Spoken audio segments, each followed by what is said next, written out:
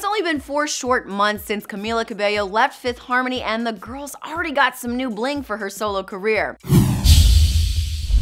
It hasn't taken long for Camila to make a solo artist name for herself. Hey you guys, I'm Madison Conklin, and we love 5H and Camila and the success of all their careers. So make sure to subscribe to our channel for all the news surrounding these lovely ladies. The Radio Disney Music Awards were this weekend, if you didn't know, and Camila took home gold. Or I guess we should say she took home an Ardy, the gold trophy given out at the Radio Disney Music Awards. Camila and Machine Gun Kelly won Best Musical Collaboration for their song, Bad Things. Are you guys obsessed with this song like I am, and do MGK and Camila need to do another mashup? Comment down below. MGK tweeted about this sweet victory on his Twitter account, saying, "I never thought I'd say this. We won a Radio Disney Award today. Camila Cabello, hold that award in the air nice and high so we can all see it." A little bit of shade was thrown Fifth Harmony's way, but they didn't leave the Radio Disney Music Awards empty-handed either. They won Fiercest Fans, which is awesome because, to be honest, I wasn't sure how the Harmonizers would react to Camila leaving. Boycott Camila's career, or 5H as a foursome, or support both careers.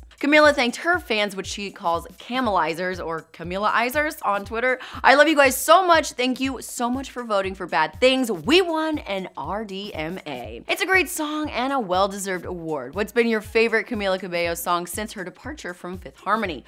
Also, does she need to change the nickname for her fans because it kind of seems she ripped it off of Harmonizers and just replaced the Harmon part with Camille?